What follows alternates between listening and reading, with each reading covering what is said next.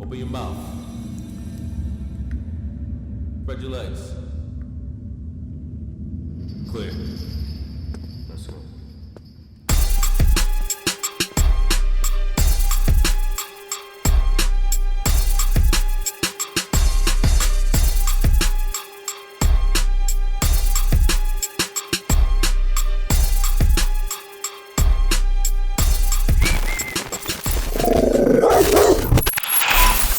What up, what up? You already know what it is, your boy Pistol Pete. Today we got E Black from the Bronx in the building.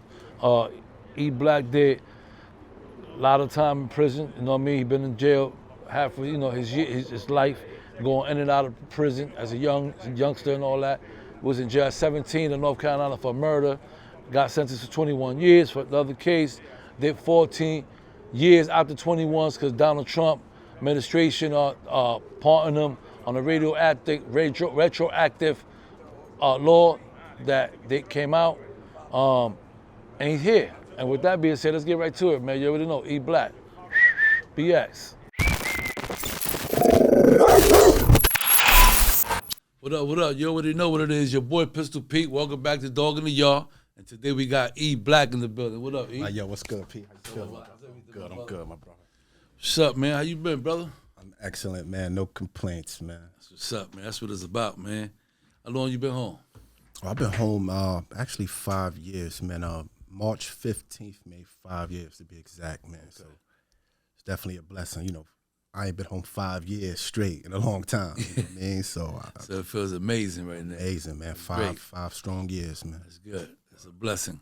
So a little bit about E Black, man. You know, let's go back, you know, where you from, a little bit about your history, you know what I mean? In regards to your household, who you was, you know, did you had your mom's dad, you know, how many siblings you have, and at what point you started, you know, wearing off on not going to school and getting in trouble. And Right. Yeah, E Black, man, you know, from McKinley Projects, the Bronx, you know. Shout out to the BX. Shout out to the BX. You know, right. Definitely, man. You know, Forest, all that's my stomping grounds, man. Shout out to Dope. Yeah, my brother. You know what I mean? Yeah, so, you know, just coming up in that area, you know, it's like siblings. It's about 10 of us, man, total. You know, my mother, she got 3, but then my pops, you know how that be. Mm-hmm. You know what I'm saying? He got a bunch, you know, rest in peace. One of my little brothers, little D, passed away, you know what I'm saying? Okay. A few years back, when I was gone, he passed away in 2016. But it's 10 of us total. Yeah, man, you know, just in the Bronx, you know, McKinley Projects, you know, just growing up there. Y'all just know this is the 80s, you know what I mean? So you could just... Super different. Right, you could just envision what that was like. I mean, we know, but maybe for your audience, maybe a little younger, don't remember, man, how the Bronx was back then. It looked like Beirut, you know what I'm saying? Like you in Iraq or something, you know what I mean? Facts. But, you know, being young, you know. Fucking fact. For real. Fucking super bandit buildings and shit. Yeah, Mad bandit buildings, the whole block. Yeah. Only one building is occupied. It's occupied. It's crazy. Yeah. And but you think about it, you know, when you're young, you don't see it for what it is. We having fun. We love it. Mm-hmm. As you get older and reflect on it, you're like, damn, we was living in some harsh circumstances, man. We was fucking bums when we was young. Right, man. It's like, man, I be seeing like little videos of, you know how they show the Bronx in the 80s? I be like, man, I lived through that. Yeah. I'm like in another third world country. But yeah, it's coming up in the Bronx, man.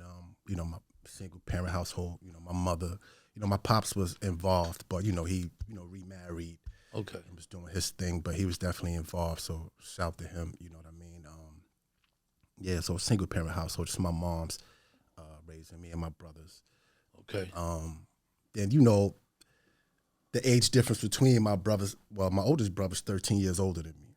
So he entered into, you know, the negativity earlier, you know what I'm saying, than we did to my other brother. You know, shout to Wise, man. He, you know, he'd be home soon also. You know, then it was his turn. He was up next. Who's Wise, your brother? Yeah, my brother Wise. Okay. Man, you know what I mean? Yeah, he ventured out into the streets, you know what I mean? And then, you know, just that environment, you know what I mean? I ultimately entered into the streets as well, man. But really a good kid for the most part. You know, my mom's, man, instilled proper morals and values in us, man. But, you know, we just deviated from it because, you know, you get out in the world and you start to get under other influences. You know what I mean? And but even being out there, you know, we still approached it with some kind of integrity and some values and morals, in spite of what we were doing wrong, you know, based on what my mother had instilled in us. But, you know, we deviated, man, and went to the streets, man. So we was out there early, man, 12, 13 years old. 12, 13, man, we started actually, you know, back then, mind you, this is 91, right? So you just imagine, you envision what was going on, just the crack era, you know what I'm saying? Like, so the activity that was out there, we young. It was really bad. It was bad, man. And every street corner was live, traffic. And, you know, as a kid, you watching it. And, you know, once I got about 12, I really started to really see what was going on around me. Prior to that, you know, we in the midst of it, but you don't pay no attention to it. We playing ball and all that, but it's drug sales and everything going on. But around like 12, I see, I'm like, oh, this is what's going on. And, you know, at that time, you know, you start to want more than what your mother can provide for you. You know what I'm saying? So that was the thing. Even though my mother was a great provider, but now I want a little more. So I'm looking at these street opportunities. You know what I mean? And, you know, just me and my peoples in general, we always just had that entrepreneur spirit that was ambitious. Because even prior to going into the streets, we found little hustles. You know what I'm saying? We were packing bags in supermarkets. Yeah. We working at barbershops, whatever we could do to get a little change. That's right. But then we saw that opportunity, the street. Like, okay, we seeing the guys, man, they got the cars, they got the jewelry, the girls. You know what I'm saying? So we seeing all that, man. So we just jumped in head first, man. I mean, so about 12, 13. And how long that last? Oh, man, until I mean, you know, getting into the streets, man, you know, we experienced everything that came along with the streets. So, you know, friends dying, prison, back and forth. You know, I was in Spofford Juvenile Detention Center at 13. You know what I mean? You was in Spofford, where, in the Bronx? Spofford in the Bronx, yeah, over there on Spofford Avenue. Yeah. You know, back, I think they got a new one. You got a new one, yeah. I was in that one too, though. Right, the one back. The old one, yeah. The old one. You know what I mean? You know, then, you know, school at that particular time started to phase out because we looked at that like, man, this is in the way. Because when we was hustling, we were able to hustle part-time and make a little money. So, you know, logically, you like, man, if I stay out here a little longer, I can make more. So, but you got to go to school. So you trying to balance it. And after a while, you like, man, school is kind of in the way. And around like 15, I left school because we going out of town at this time. And those of us, you know, from New York, we know once we get an opportunity to get out of town, we gone. Especially back then. I don't know what these young guys are doing today. But back then, you know, that crack era, we always was looking for an opportunity to get out of state. Because, you know, the profits was different, just more money. So I remember being 15, going out of town, me and my friends, and having to come back to go to school. You know what I'm saying? I'm like, man, school isn't that Juggling back and forth. Yeah, I go out there for 2 days, I make some good money, but then my mans and them will stay. You get what I'm saying? I'm in school. They coming back with the bag. I'm like, you know, so naturally I'm like, you know, I need to be out there. So I left school. Actually, my last school was Roosevelt over there, Fordham Road. Okay. You know what I mean? That was my last school. So we left school, and then at that particular point, now we're 100% in. You know, because it's now not, you in. Right, it's not school. It's like we hustling a little bit going to school. Now this is it. So, yeah, then that's when we just really 100%, man, got off to the races, man. You know what I mean? Yeah. So you started getting bread. We started getting bread, man. And it's funny how, you know, when we were 12, 13 years old, you know, coming into the street life, man, you know, you don't know what you're doing. So you under the tutelage or the mentorship of older guys. Right. And, you know, they giving us a little work to hustle and sell. But they robbing us at the same time. You know what I'm saying? They getting over. They getting over because, you know, we young and we don't really know what we doing. We get a little sneaker money. Yeah. Getting a little weed money. Yeah, a little movie money. Yeah, stuff like take your girl to movies, stuff like that. Yeah. And you think that's something. Right. And I remember an older dude pulled up like, yo, man, y'all getting robbed, man. I'll never forget this conversation I had. He was like, how much they paying you? I told him. He like, yo, they robbing you, man.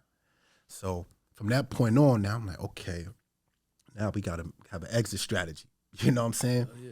And then, but that experience, They could be like, hell yeah, let's go. Yeah. We need to find another way. we got to find another way because we didn't even know we were getting robbed until somebody told us. You know what I'm saying? We thinking this little money we getting is, this is what it is because we young, we don't know.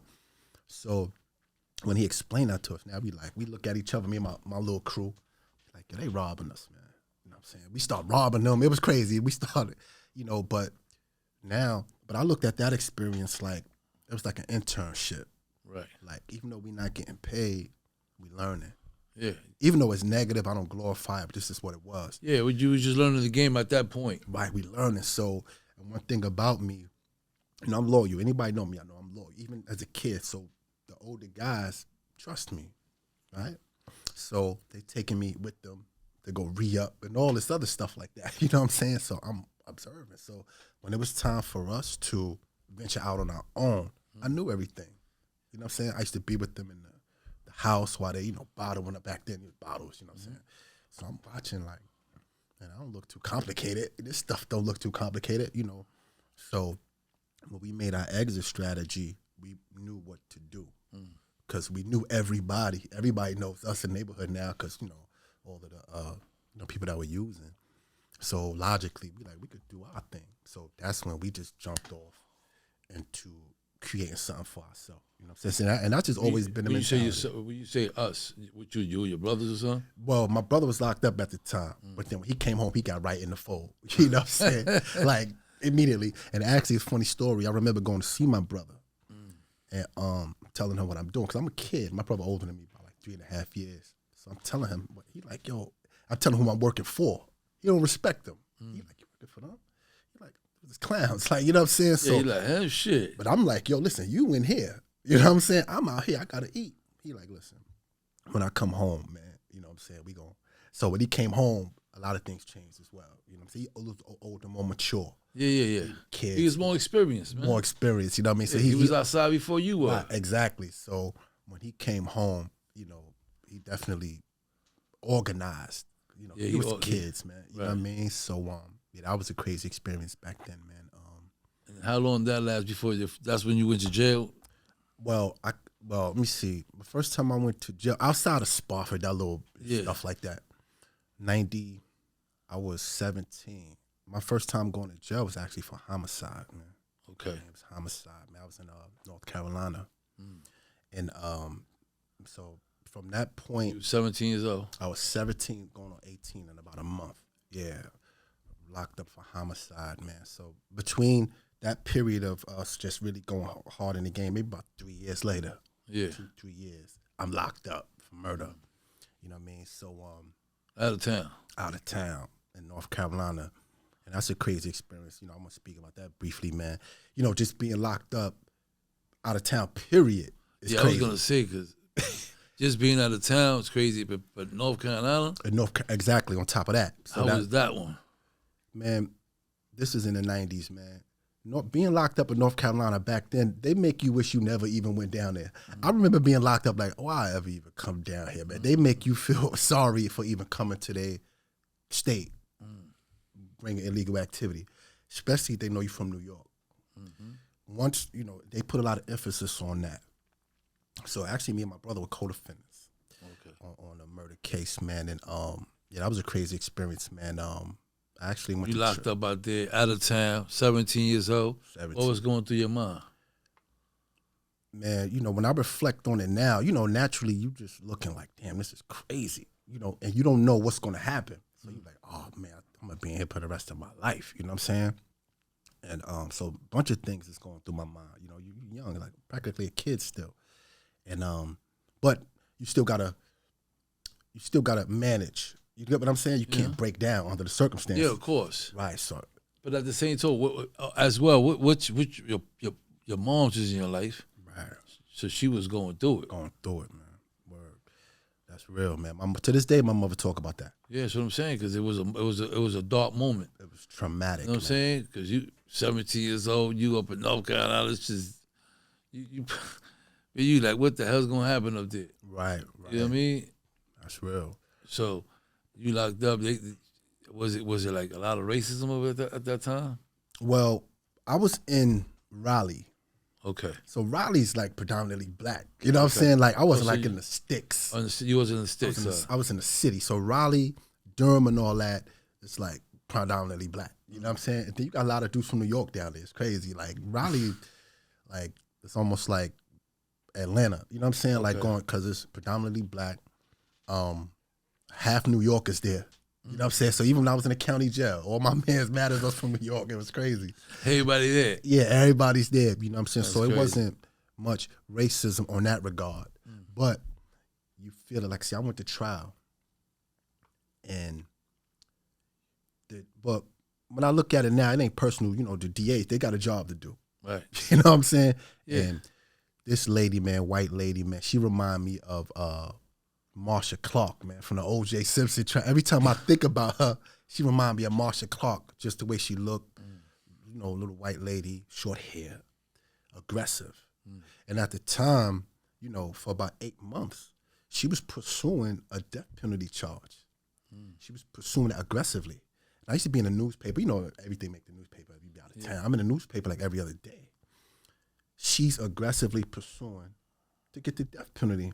But because in Carolina back then, it's probably still the same way, they call something called a murder felony rule.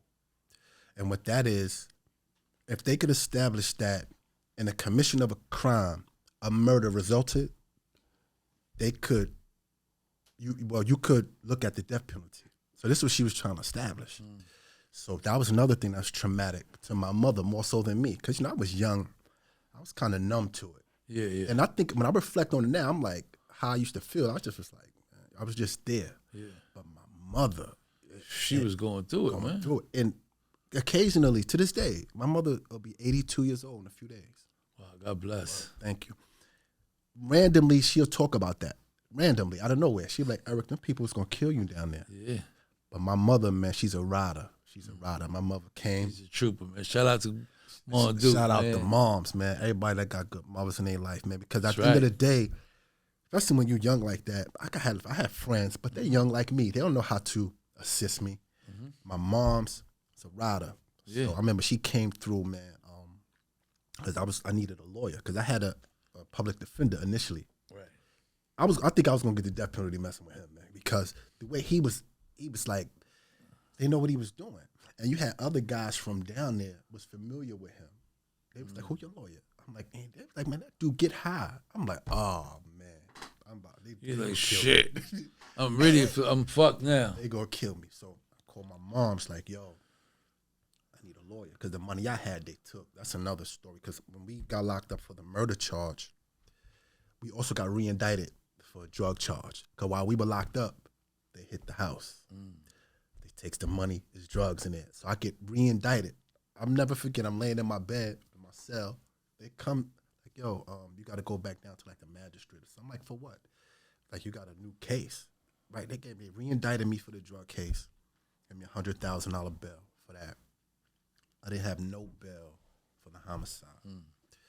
And then, but yeah, my mother, she's a rider. So I remember calling her like, Mom, I need a lawyer, man. These people going to kill me, man. So she was like, don't worry about it. My mom, she come through 20 grand in a bag. Like literally a bag, right? Yo, and me and her, we laugh about it to this Lord, day. just like you are. Word up. Fuck that. Word. Because, yo, she was like, nah, not my baby. You know what I mean? That's right. So I'll never forget, she came to see me. And the way the jail was, it's floors. So I'm thinking I'm on like the 6th floor. My brother on like the 8th floor. So being that, you know, that's our mother, she could come see both of us. So she come from Alabama, mind you. She was living there at the time. So she comes, she like, Eric, listen, I got $20,000 in this bag, right? She was like, listen, I'm gonna take this to this lawyer. She said, I'm gonna go see your brother while I'm here, you know, go see him. I'm gonna take this to this lawyer. I'm like, all right, cool. So when she dropped the bag off to the lawyer, the new lawyer, things start turning around immediately because he comes to see me. He's sharp. He remind me of Matlock. You know what I'm saying? He looked like Matlock. White guy, gray hair. I know he comes see me. He like, listen, you're going to be all right. Immediately. Once he got all the paperwork and stuff. Yeah. He looked over it. He can't see me. Yeah, he got the complaint, and he like, hold up. Yeah, you're gonna be good. Don't worry about it. You know what I'm saying? And another thing to add to that, I remember they offered me 10 years down there, right? But mind you, I'm 17. I'm 18 at the time. 10 years sound like a life sentence, right? So when they offered me 10 years, I'm not taking that. But then I remember an older guy I was talking to, and I was always on the news, pardon me. I was always on the news. So everybody knew my case. So I remember an older guy, he pulled me over. He was like, yo, E, listen, they offer you 10 years. So you might consider taking it, man. He was like, listen, you're not from here. He was from down there. He said, man, they going to cook you. I know this system. He was like, they offer you 10, consider taking it. He was like, you're young. You know what I'm saying? You'll survive it. Yeah. You know what I'm saying? You get it done. Yeah, he was like, yo, you trust me, you're walking down. And at the time, I might have had a year in. But I couldn't really see it. 10 years sound like life. So I'm like, damn, I'm not taking that. So I slept on it, for a little minute. I'm like, you know what? First, I called my lawyer and said, listen, give me 5. He was like, it don't work that way. You know what I'm saying? Like, in New York, sometimes you could kind of, down there, they got guidelines, statutes. They got all that, yeah. It's no negotiating. I'm like, give me 5, man. He's like, I can't. So when I was considering taking the 10, the prosecution takes the deal off the table. So when I'm really work myself up, I'll take it. It's not available no more. I'm like, what happened? It was like, because they felt like they was doing me a favor, offering me the 10 years. You get what I'm saying? Like, oh, you don't want that. Ain't that fucking crazy? Crazy, 10 years. They like, you don't want that. As a favor. Right. We're going to give you 10 years as a favor, bro. We're going to look favor. out for you. Right, because they felt like, I guess with what they had, you don't want to take 10? Play with numbers. Yeah. Okay, so I ended up going to trial. And once I got the new lawyer, like I said, he was sharp, man. You know what I'm saying? I felt confident with him. I'm like, we going to trial. I told my brother, and I had another co-defendant, which he told, but that's another story. Dude from down south or whatever. And so I felt confident. On the murder case or? On the murder case. He told? I had a co-defendant that told. Oh, man. You know what I'm saying? It's crazy. He told immediately, like right in the precinct. I get all the statements and all that. I'm like, yeah, so now you so now what happened now? Yeah, so, all right, I'm going to fast forward. We're going to trial now. I'm like, because now, like I said, they forced me to trial. So I have to go. So the day of, the prosecution put the 10 years back on the table. So my lawyer come to see me. He was like, yo, listen, wow, I got to let you know this. Obviously, you know what your options are. The prosecution, they offering the 10 years again. He said, I don't advise you take it, but I got to let you know, just being your attorney. I said, I'm not taking it. I'm already hyped up. I'm worked up to go to trial. First day of trial, we're picking a jury. So he was like, okay, cool. So we went to trial. My trial lasted about 2 weeks. Picking a jury took like 3 days. That process was crazy. You know what I'm saying? You falling asleep during that shit. But that was a crazy experience. So I'm going to fast forward a little bit. I ended up getting acquitted of that. Yeah, acquitted. Jury come, not guilty. It was a crazy situation. Again, my mother flew in, to my trial. You know what I mean? She was there every day. Yeah, not guilty, man. And at the time, I'm 19 at this time. Yeah, I'm 19. And, not guilty. You know what I'm saying? So it's a beautiful thing. Yeah. But you still had the drug case. I still had the drug case. Oh, let me get to that. Yeah, what happened with that? I just copped out to that. So what happened is my lawyer said, yo, listen, same lawyer. He was like, yo, listen, because my brother had a drug case too. We co-defendants. My brother's home at this time. My brother copped out, went home. So after I, got acquitted of the murder case, my lawyer like, listen, we could fight this drug case too. But he was like, you're going to have to sit in here probably a little longer, but I could do something with this. Me, I'm young. I want to go home. You know what I'm saying? Yeah. My brother's home already. I'm like, listen, if you plead guilty to this, you'll be home. I'll get you in court in about 3 days, and then you'll go home. Naturally, I'm like, I want to go home. So I copped out to that. And I got time served for that. And I went home, a few days later. Wow. Word. And then what year was that? This was 99. And then you came back. Now, all right, boom. So, I'm still young. So you would think, I would have learned my lesson. You know what I'm saying? I've gone through that experience. Yeah. As soon as I come home, My man's in the, well, I goes to Alabama for a while, chill with my moms, a couple weeks.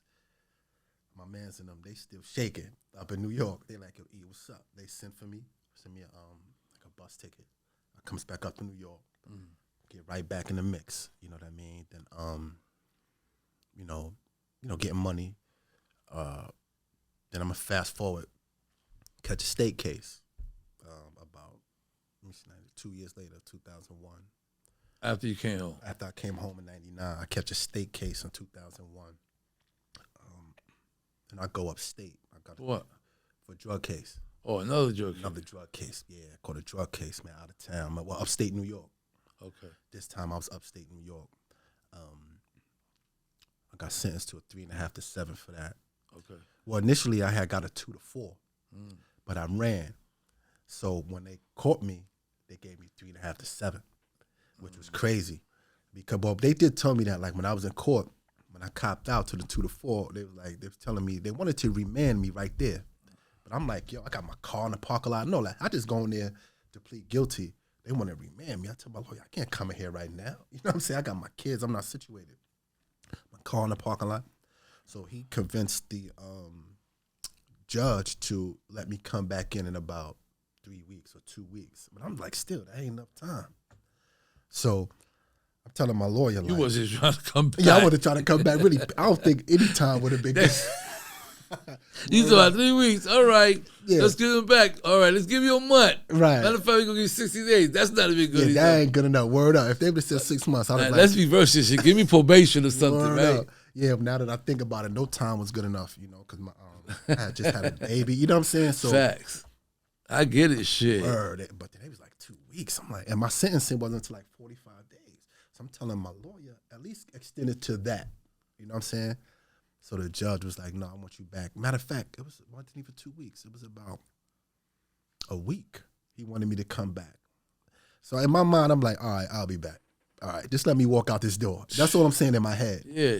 I tell my lawyer, all right, cool. So but he tells me, listen, if you don't come back, I'm increasing your sentence from a 2 to 4 to 3.5 to 7. But in my mind, I don't care what you're gonna do. I'm like, I'm out of here. So I ended up running. You know what I'm saying? And I ended up getting caught naturally, and then he gave me that 3.5 to 7. You know what I'm saying? Then That's the first time going upstate. First time going upstate. First time going to Rikers Island? Not on that case. No, let me see. Yeah, that was my first time going to Rikers Island. How was that? How was your experience with that? Oh, man. That was a crazy experience, you know what I mean? 'Cause you know, Rikers Island, man, especially back then, it was just wow. You know, and at that time, it was like the gang thing started exploding on Rikers Island. And I went to the Beacon. First, I was on a boat for like, whatever, a month or so. Then they sent me to the Beacon. And naturally, you know, you get to the Beacon. The Beacon back then was wild. I don't even know if that building's still open. That didn't even close. Open. That's still open. Beacon was wild. Yeah, the Beacon was wild. So you got dudes in the pen don't even want to go in the unit. So I'm like, yo, what the hell they send me to? You know, you hear the stories, but I'm like, oh, here we go. You got guys that's in the pen that don't want to stay in that building. Mm-hmm. I'm like, oh man, here we go. But naturally, I'm like, all right, whatever. So they send me to I forget what unit or what dorm right now. It's been so long. It's wild. It jumps like up. that. You forget, because I forgot too. I was in the Beacon for years too. Yeah, I can't remember. And I be forgetting, man. It's like, yeah, I I can't remember the exact like the house, right? the exact house. But yeah, that was crazy, man. It was wild, man. Yeah, it was wild. The first day I get there, man, It was. I'm seeing dude, I go up to my cell. I'm on the top tier. I put my stuff down and all that. Naturally, I'm like, let me go out here and see what's going on. So I'm on the top tier just observing. About 15 minutes, I see a kid getting jumped in the cell. Chase, he runs out the door. I'm like, oh man, here we go. But it was pretty cool, you know what I'm saying? Yeah. You know, just being on Rikers Island, period. You know, I know everybody. Everybody know me. It's always love and respect. So, You was just, and you ain't really got a lot of time. I mean, right. Like And I was 3.5 to 7. right. You was there for a minute, then you went up top. Right, because what happened is when I was on Rikers Island, well, it's so much I've been through. When they brought me to Rikers Island, when I ran on that drug case, I was also running from a gun case, weapons possession in the city. So when they brought me to Rikers Island, they holding me there to extradite me back up to where I ran from. Get what I'm saying? And then I still got an open gun charge because I caught a gun charge in the mix. It was crazy, man. I was just going through it. When I was out on bail from the drug case, I catch a gun possession over there by the club, by Rumba's. I don't even know if that's still open. Rumba. Shit. Yeah, I think it is. Yeah, coming out of there, I get pulled over, nothing gun in the truck. So when I run on everything. I'm running on that case as well as the drug case. So when I go to Rikers Island, I stay there like 90 days. They extradite me up to, which was Utica, where I was at. Then they send me upstate. I'm in Ulster County. But then I'm going back and forth to Rikers Island. Now I'm going to C-95 because I'm a state inmate now. And at that time, C-95 was like for state inmates. Right. Like if you was going back down like a writ or something. So I'm going to C-95. That was crazy. I'm going to C-95. I'm watching guys. That's the methadone. Everybody high on the floor. They sick, falling out. Everybody fucking gone as Yeah, hell. that was a crazy experience. That shit wasn't right. That's meant to. Yeah, man. So I was actually got extradited to C-95 about 3 times. Then I eventually pled guilty to that. I got a 3 flat for the gun. Ran concurrent with my 3.5 to 7. Okay. You know what I'm saying? So once they told me they were running concurrent, I'm like, give it here, man. Because I was going to fight it. Yeah. But, they wear you out, man. You know what I'm saying? Yeah, you got well done going back to court. Back and forth, man. It could take a tone and shit. Word, man. And it was running concurrent. Let me just get it all out the way now. Right. And you went home. Not realizing you catching all these felonies and all that. Yeah. Exactly. That's another. It bit me in the ass later. Yeah. So we gotta keep that in mind. You keep copping out to these little felonies here. Okay, let me go on with this one probation. Let me get this one good charge, another probation, another, little skip bit here. That shit adds up. So and then when you when I'm going back. So okay, I come home from upstate. Came home on work release upstate. But being young, I didn't learn my lesson. I'm right back. I'm on work release. Thinking that it's cool. Let me just go back. Let me just handle my business real quick. Handling my business. But you think you could do it better sometime the second time around. Yeah. You like, you know what? I'm not gonna do it this way. I'm gonna do it this way. You think you got it all figured out. Yeah. And every way, somebody else tried that before you did, man. You know what I'm saying? The police know every which way you thinking. Yeah. So I'm thinking like, you know what? I'm gonna come home. I ain't gonna put myself out there too much. Prior to that, we was younger, and we shining, cars, trucks. It was obvious what we was doing. So I'm like, okay, this time lay low a little bit, play it a little safe. And which I guess I was doing good for a while. And then I catch the federal charge. So I was home about 18 months before catching the federal charge. And that's when I learned there's no really smart way to do it. Because I'm thinking, okay, I'm going to just stay out the way. I'm really at home with my family every day. I ain't in the street really. But the feds got conspiracy. So you ain't got to be out there. And this is something people need to know, you know what I mean, that conspiracy. Because sometimes, especially when dealing with the state, you think you got to get caught with it. You know what I'm saying? Or a direct cell. Physically and shit. Yeah, exactly. It's not like the state. Right, it ain't nothing like it's the different. State. It came with... It's he say, she say. Exactly. So it's easy to go to jail. I could just get together. Me and E Black could just make a story and say, you know what? That nigga CK, he's the connect. He's that nigga that's been giving us... And we'll tell on him, and we'll get off on a deal. And they'll come and get him, just like shit that. Shit is the craziest shit in the world. Craziest thing ever. They're getting away with that shit. Right. Shit is a law that definitely has to be changed. Absolutely. Then I'm seeing now young brothers, man, they getting the RICO statutes like crazy. Organized crime. These young brothers is not organized at all, man. You know what I'm saying? I used to be like organized crime. Like these brothers is just... Yeah. But I guess because of the gang stuff, I don't know. Yeah, I guess. Yeah, that's what it is, because of the gang. Right. Because they not organized at all. When I be looking at, when they was coming in the system, over time, when I was in the system, I'm like, RICO, y'all not organized. You know what I'm saying? Y'all just a bunch of young, wild guys. Yeah. Maybe a little violence. Yeah. Little violence between here and there and all that. They catch a RICO charge, something to put them away for 20 years, 30 years, and get them out the way and all that anyway. Right. You know the system it's a system here. It's a system. You know what I mean? So they got to keep the system rolling. Absolutely. You know what I'm saying? Because all the old heads are coming home. We got to get now your children's, grandchildren, you know, and they keep going. Right, absolutely. If we don't stop it, if we don't spread the word that jail is not it.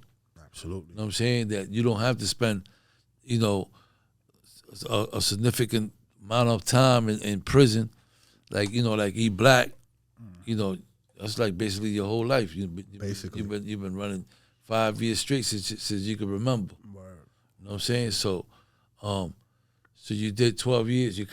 Well, the federal, let me tell you about that. I did 13 and a half years, Okay. right? I was sentenced to 21 years, 10 months. Okay. And which is crazy. It was 262 months. You know, the Fed sentenced you a month, right? So the crazy thing is, man. Break that shit down, because that's another ill shit that we having brothers fucked Word up. up, man. Because I remember getting sentenced, and you know, you got to add that up in your head real quick. You got to be quick. So I'm there, right? I'm getting sentenced, and when the judge says 262 months, I'm trying to compute that real quick. Like, so I was able to, I know 240 months is 20, and I'm like, okay. I'm like, damn, that's 22 years, right? So that was a crazy experience, man. Like, you know, getting sentenced to that much. And prior to that, like I said, I did 3.5 to 7. Like I said, I got acquitted of the murder case, even though I sat up about 2 years for that, but I got acquitted. Then a little juvenile stuff. But on this particular thing, I'm like, oh, man. No, that was like 21 years. Got me. That was my whole mindset, like, yo, they got me. You know what I mean? Because I guess at some point I thought I was going to continue to slide through the crack. Yeah. You know what I mean? Like, I just, you know, you just had that mindset once you do it. Yeah, just the ignorant in you, that's all. It's ignorance, exactly. And when they get you, you're like, oh, man, they got me. They really got me. And that was one of the few times, man, I could say that I seen my life flash before my eyes, man. Literally, everything that was important to me, my childhood, everything in that instant. I don't know if people ever experienced that. I experienced that before too, when I had a gun to my face. You know what I mean? But I experienced, you know, my life flash before my eyes, and that was one experience where I remember looking at the judge as I computed that in my head. I'm like, oh man, y'all. So it was a crazy thing, man. And I remember going back. I was in MDC, Brooklyn, and on the bus going back to Brooklyn, man, just looking at the streets, like, oh man, this is it. This is gonna be the last time. I'm really looking at the streets, like, oh man, they got me. And but I stay hopeful and optimistic. I always, you know, maintain hope, like, you know. And one thing about it, even though I still have my appeal rights and everything, right? So I'm like, okay, I'm gonna get in this law library, and we're gonna figure this out. And I was fighting that case for about 12 years until I exhausted all my remedies. Because, you know, with the appeal process, you get to a point where you're just done. Like the courts be like, okay. It goes to the big court. Right. And then after the big court. Right. And if you can't get to like the Supreme Court, but ultimately people be pushing their case to the Supreme Court, but that's 1 in a trillion if you're going to get heard there. But you get to a certain point where they like, this is your last motion. Yeah. I was fighting for 12 years because every time, you know, you got guys in there sharp. Salute to my brother Prince, man, rest in peace. He passed away. He used to help me out a lot when I was in Raybrooke. We'll always find a loophole somewhere. Always. Yeah. It's always something. So we'll get remanded back to the district court. So then we'll iron it out. They'll deny my motion. And I'll find something in that. You get what I'm saying? Yeah, you'll come back to with that. With that, it's always something. I was fighting these people 12 years because every time they do something, there's somebody sharp. They be like, hold on, this ain't right. We're foul. Yeah. They remanded. But after the 12 years, like, they cut my legs off. They was like, this is it. You're done. So then I'm like, I had to kind of accept the reality. Like, now, mind you, I'm 12 years in, but you got that hope, like, damn, something may happen with this appeal. But after the 12th year, He was like, that was it. No more motions for you, unless you file like a writ. You file Yeah, like yeah, some that kind shit is. Yeah, you find some. Writ. Even though you find every brother's gonna try it, why not? You gotta try it. I was trying to, man. Like, Yeah. and all my stuff public record. You could Google me and see all my motions pull up. You know what I'm saying? I was fighting these people heavy, man. And then let me see. I'm gonna fast forward a little bit. Obama was doing a clemency initiative at the time, Right. around 2000. Because I went in 2005. So mind you, this may be 2016, somewhere around there. Before he was leaving, he started to do the clemency thing. So I applied for that, and I thought that was gonna work for me. That I was gonna get clemency because at the time, I didn't have no write ups. I was chilling. Yeah, you was chilling. Yeah, I was doing chilling, your bid. doing my bid, man. Everybody that know me know how I bid. I'm out the way. I work out. I was educating myself. I wasn't with none of the foolishness. You know what I'm saying? Like everybody that know me know. Every institution I went to, same program. Yeah, you know what I'm saying? Yeah. Like that people, was you. right? People see me, they know like, oh, that's E. Just let E do E. E ain't bothering nobody. You know what I'm saying? Yeah. But yeah, they denied me the clemency, and that gave me a little hope too. Because once I seen a lot of brothers going home, was getting emotions granted. So I'm like, okay, I don't see why not me. I'm looking at other guys. I'm looking at his case versus his case. So I should be good. Yeah. They denies me, right? And one thing about clemency, they don't tell you why. They just deny you. Cause I'm like, why? You get what I'm saying? Yeah. That was a In crazy. your mind, that shit is like, damn. Why? That was a crazy letdown because I was hopeful for that because I was seeing so many people go home. But that's how around you me. do your bait. Every day is a hope. It's hope. Keep you going. Keep you going. For real. That's the truth, man. Dudes, that's when you get to know your bed and it becomes easy because once you catch that, you live every day hope by hope. You know what I'm saying? Every day is a new, let's look up this, it's just going there, or something. That's true. You know what I'm saying? And that's how by the time you finish that, you almost there. You're almost there. You almost at the finish, right? That's true, man. Once you give up hope and lose hope, man. So you want to do, so you want to doing the whole, you don't want to, so No. why? Trump comes into office, right? So actually, I'm gonna fast forward a little bit.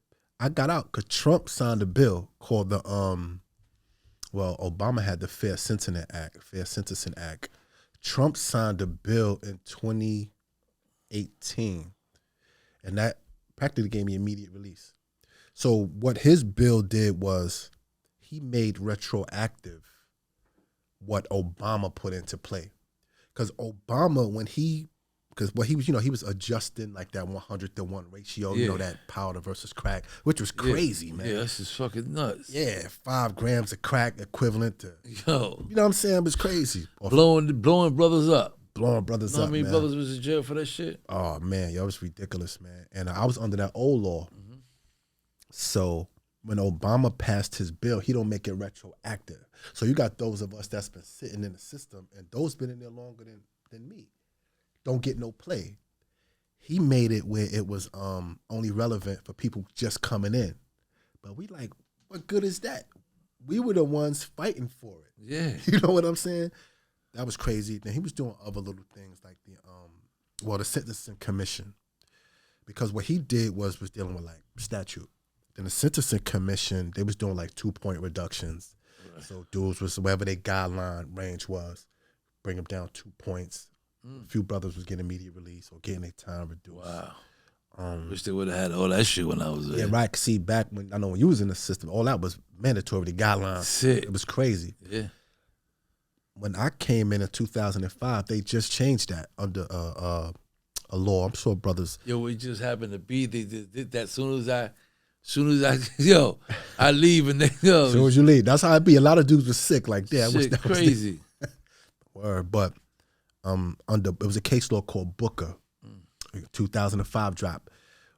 It dropped that case where it allowed judges the discretion. See, back then in the 90s and all of that, the guidelines was mandatory. Yeah. This was your guideline range, this was getting, unless you take the back door, But in 2005, Booker drops, right? That case law. So now judges have discretion, meaning that they could look at your case on an individual basis. They could say, well, this man looking at 20 years, I don't think he should get 20 for this. So they got discretion now to say, okay, I'm gonna give him 15 or 10 or whatever they choose. Wow. So that was a good thing. That was a great thing. That's a great thing, man. I seen a lot of brothers, look facing 15 years, get 7. Cause the judge look and say, man, this meatball stuff, man. You know what I'm saying? This man shouldn't be in here. Yeah. But you know what? I give him 7. Oh, and also the reason, just for your viewers, man, just so they have a little grasp on how it works in the federal system. Yeah, break that shit down to them. Right. I got sentenced as a career offender, right? Because like you said, you young, you copping out to everything because you want to go home and bite you in your butt later. The feds use that. So now they like, oh, Mr. Erskine been in and out of trouble since he was 17 years old. So when I go to get sentenced, my whole sentencing was about my criminal history. And I'm like, I thought I was here for this charge. Yeah. In my sentencing transcript, we talk about the new case or the actual case, maybe like a few minutes. Then we get into about an hour about my criminal history. Oh, Mr. Erskine was just recently released from state prison. He's been in and out of trouble. They said what? Those small sentences that he was receiving didn't have no deterring effect, meaning that it didn't affect me anyway. Like, so basically trying to justify why I need to be put away. And another thing about the career fitness guideline, anybody know that how that guideline chart look, right? It's about this long, right? So it may start from 0 to whatever months, all the way down to 360 to life, and there's a bunch of things in between. So I started off initially in the middle, like a level 32, based on the actual offense. Once they put my career offender status, it drops me to the bottom of the page. Now I'm looking at 360 to life. Get what I'm saying? Just because my career, well, the charge. They enhance that shit. They enhance it. Yeah. And people don't understand the enhancement process, man, as far as that's how they get the time out of you. The career offender guideline, the 851 enhancement that people don't talk about much. But those of us been in the system, we know where what that does is it doubles your mandatory minimum. So say you come in with a mandatory minimum of 10 maximum life, right? If the government files the 851 enhancement, what it does is now your mandatory minimum is 20 instead of the 10. So now, obviously, mandatory minimum means exactly what it says. This is your mandatory minimum. You ain't gonna get no less than that unless, you decide to go out the back door. So, and they use that as leverage. So they hold that over your head. Like, listen, I got this 851 enhancement right here. Either you cop out or I'm going to drop this bomb on you. You know what I'm saying? So sometimes the feds, they put you between a rock and a hard place. Hell yeah. You know what I'm saying? If you ever been through a rock and a hard place, it's been in that federal system. Hell yeah. Because they use so much leverage. They got superseding indictments. All kind of shit. So they say, okay, we got this. We got this. Oh, we found a gun when we went to your house. Oh, we got that. Okay, we got a criminal history. Okay, listen, if you don't plead guilty, we going to lay this on you. Get what I'm saying? So now, like you say, you're between a rock and a hard. That's why most people copping out. Yeah. Because you like, damn, it'll be worse. That's how people. Okay, let me take this 10 years. And then when the feds, 10 years is like a 1 to 3. It's a 1 to 3. Listen, I wish I brought my transcripts with me. It's just crazy how we saying that, but it's just 10 years, it's like a 1 to 3. Because so many people, and they got so much time, they never coming home. That's true, man. Yo, you get 10 years, you feel like you got over. Yeah. Listen. Ain't that your shit? Word up, man. Listen. You rather like this. Shit, I just took 10 years. I'm good. Word. Exactly. You feel good about it. Good. 10 fucking years, yeah. Right. For real. You calling your family like, yo, I'm good. Yeah. 10. They're like, the fuck you talking about 10 years? It's a different mindset. Because like if you're in the state, say, I remember being in the state, if my lawyer came to me with a 4.5 to 9, I fire him. Yeah. Like, I ain't taking that. Fuck no. That's a 4.5 to 9. But you go on the feds and they offer you 10. It's the whole mind. See how it's a whole different mindset, right? How it changes? Whole different, man. It's like it puts you in a whole different zone, man. And I remember asking for 10 years, asking for it. Yeah. Once I knew where my guideline range was at, Yeah. I told my lawyer, this is a federal charge. We're going to go, I said, for sentencing, ask for 10, man. I'll be good with that. But the judge, my lawyer was like, yo, listen, 10 is the minimum. They ain't going to give you that. Let's ask for 11. But I'm like, 10. You know what I'm saying? His thing was ask for 11. It's not the minimum, but it's still a significant amount of time.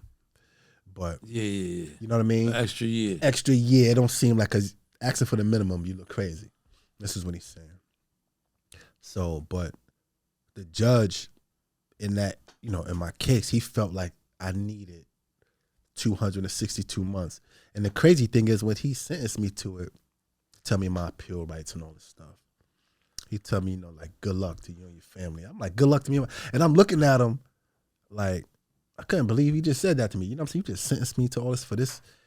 And I was, in my mind, I feel like this garbage case. It wasn't even like no RICO or nothing crazy. Mm-hmm. Like, but yeah, that was a crazy experience, man. So what he gave you, 12 years? No, so he gave me the 262. Oh, when Trump comes into office, he signs a law which made Obama's law retroactive. And that's when it worked. That's when it worked for guys that's been in the system. Then you start seeing a lot of brothers going home that's been in since the 90s. Dudes who had life. If they didn't get clemency, then you started seeing brothers come home under Trump. And initially when Trump came into office, he had a I'm trying to think of this guy's position. His name was Jeff Sessions. But he was a real strict law and order guy. So we in the system, we like, man, they ain't gonna do nothing for us. Cause the way that initially they was coming at it, like they ain't gonna sign no bills to help us. And then a little later on, you know, he, I guess, had a change of heart. It's probably political reason, whatever it was. Yeah. He signed that bill. And I remember watching, you know, on the news when he signed it. And I knew I was going home. Like, I said, oh yeah, I'm out of here. You know what I'm saying? Once he signed that, because I knew what the law consisted of. Yeah, you was on top of it. Yeah, I was on top of it. Once he signed it, I went out to the yard a little. Cause you know the word traveled around the whole jail. That's what's crazy. Yeah. By the time they call that move, because I'm in Allowood at the time, they call a move. So now we coming out like 6:30. Everybody coming out. We going to the yard. Everybody talking. Yo, he just signed that bill. So I see my mans and they know my situation. They're like, E, you out of here. I'm like, yeah, I'm gone. So I filed my motion. I filed it myself. It took like 2 months. They granted it. It's crazy. They got, well, how much time you did? No, they got 13 and a half out of me. 13 years and a half. Word. Cause they reduced my sentence from 262 months to 188 months. And I had that time in. You know what I'm saying? So once they did the calculations. He was at the door. Yeah, I remember my lawyer, she texted me. He was like, I'm out of here. Yeah, I'm like, I'm out. Word. The lawyer emailed me. She was like, are you leaving next Friday? Yeah. You know what I'm saying? Word. That was a crazy experience. So, E, so what you been doing, man? You've been home 5 years now. Oh, man. Well, currently, you know, I've got a trucking business. I'm an owner operator. Got my own truck. I was working in I did a few things. I was working in a substance abuse treatment facility, which I liked that. It wasn't a good paying job, but it was a good job in a sense where I was able to talk to young brothers, man. Because I'm in Atlanta right now, so it was a 28-day program I was working at. So a stipulation for a lot of them young brothers that are locked up in the county jails, they have to take this program. Okay. So a lot of them were coming there. Okay. For 28 days. And a lot of them, they ain't have no real drug problems, but they have to do that to go home. So I like that job because I was able to mentor. Yeah, you be able to break it down. Right, man. And like we was talking about where, you know, initially they don't know you, so they don't want to open up to you right away. But as time go by, right, and you give them that edge, you know, they'll get come around and shit will start opening up. Absolutely, man. So, and that's when you can really, you know, help. Right. Yeah. So I was able to do that, and when I was told them my experience, man, I could see it in their eyes, like, cause they see where I was working at. Yeah. And you know, I got a little collar shirt, little polo shirt. They don't have no idea. They have no idea, man. You know what I'm saying? And so when I talk to them, I'm like, yeah, I say, yeah, man, you know, I've been through it, man. I tell them, just stay positive, and I was just giving them, some game, like It's real talk. real talk, like listen, you better than your circumstances. Don't let what you're going through right now define you, man. You're young, you could change. So you don't got that job no more though. Nah, I started my business. You started your business. Yeah. Okay. I left that job. How long you did that for? About 2.5 years. Okay. Yeah, about 2.5 years. Yeah, it was a good job too. It was a good experience. You know what I'm saying. Right. Yeah. You know, now, so you doing your trucking thing and all that. Doing the How's trucking thing. good? Everything is good. Family good. Kids. Yeah, I got 2 boys, man. They're adults now. You know what I mean? Yeah. They doing their thing. But yeah, I started the trucking business. Actually, I think I told you about my man.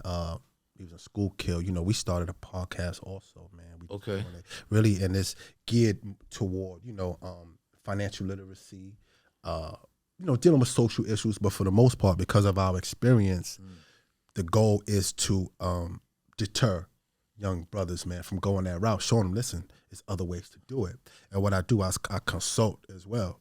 So, brothers, you want to get into the trucking industry? Because I tell them, like, the barrier to entry is easy. You just got to build your credit. Certain things you got to do beforehand. Right. But I could show you how to get a non-CDL truck. Now, if you want to get your CDL, you go through that process. But I own and operate a non-CDL truck, which is easy to acquire. So this is what we discussed too on our podcast, which is called Building Legacies, man. You know what I mean? That's what's up, man. It's good, man. I like that. It's a little podcast, man, we got, man. That's great, man. You giving back. It's positive. I mean, shit. Talk about it. That one thing. I want everybody to go out there tuned in. You need podcasts like that. You need brothers like yourself that's gonna go out there and share your knowledge and all that. You know what I'm saying? Absolutely, man. That's what it's about. You know what I'm saying? That's what Dogging in Y'all's about, man. Yeah, I see it. Yeah, and I want to appreciate you. I appreciate what you're doing here, man. I like what you got.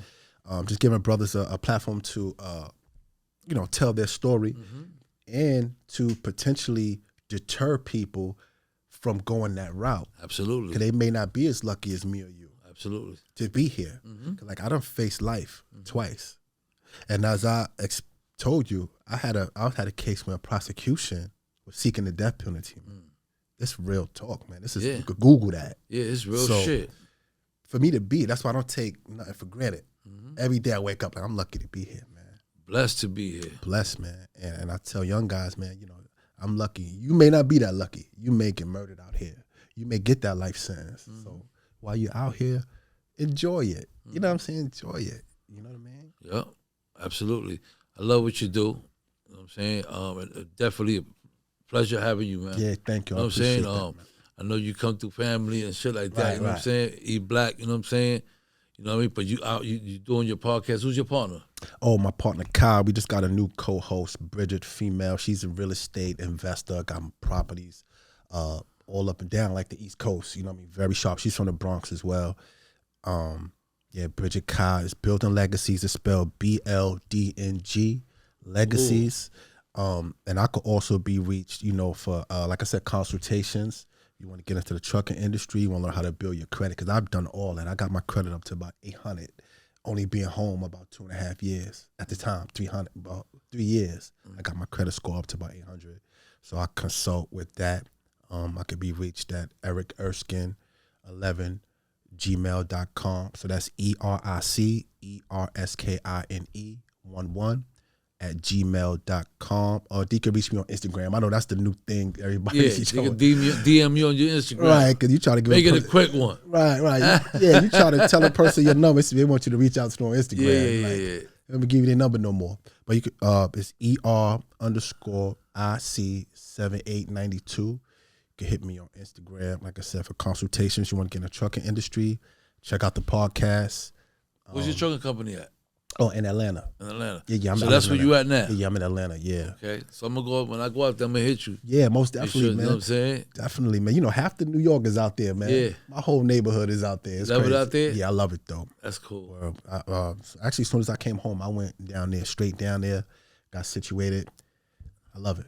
You love it. That's good. Yeah. Listen, man, you're doing your thing, man. It was a blessing, man, to have you, man. We definitely, you focused, man. You know what I'm saying? You focused. You broke the shit down. You probably the best interview of the night, man. Thank you. You know I appreciate that, man. You know what I'm saying? E Black in the building, man. Yeah. Appreciate you, man. You already know, man. Keep doing your thing. You already know it's your boy Dog in the Yard, Pistol Pete. We out of here. Peace. What up? You already know, man. We still outside. You know what I mean? Flying the pigeons and all that, having a good time with the fellas. I want to thank E Black for coming through, man. First and foremost, man, appreciate you coming through. Keep doing the right thing. He got his trucking company. I mean, he's out here doing his thing, getting money the right way, because there's always other ways to get money. If you're a hustler, you be able to. Now we living in a world where it's millions of things that you could get into. You know what I'm saying? And so it's no excuse. You know what I'm saying? And with that being said, man, you already know your boy Pistol Pete, Dog in the Yard. E Black, BX. We interrupt this program to bring you a special report. On today's segment of Know Your Rights, we're talking about the right to the presumption of innocence. This is a legal principle that ensures everyone accused of a crime is considered innocent until proven guilty. The significance of the presumption of innocence cannot be stressed enough. It is intended to act as a safeguard against wrongful convictions and ensure that individuals are not punished without a fair trial. This principle is intended to protect our fundamental rights and maintain the integrity of the legal process. In practice, the presumption of innocence means that during a trial, the defendant does not have to prove their innocence. Instead, it is the prosecution's responsibility to present evidence that convinces the jury or judge of the defendant's guilt. If the prosecution fails to meet this high standard, the defendant must be acquitted. The famous quote, often attributed to the English jurist William Blackstone, "It is better that 10 guilty persons escape than that one innocent suffer," captures the essence of this principle. It emphasizes that the justice system should err on the side of caution, protecting individuals from wrongful convictions, even if it means some guilty parties might go free. However, the presumption of innocence is not just a theoretical concept. It has its practical implications in the courtroom. For example, defendants have the right to remain silent and not testify against themselves. Jurors are instructed to treat defendants as innocent and should only consider the evidence presented during the trial. And media coverage and public opinion should not influence the jury's impartiality. Despite its importance, the presumption of innocence can sometimes be challenged. In high-profile cases, intense media coverage and public opinion can create a bias against the defendant before the trial even begins. It is essential for the legal system to counteract these biases and ensure that the defendant receives a fair and impartial trial. That's it for today's discussion. Stay informed, know your rights. We now return you to your regularly scheduled programming.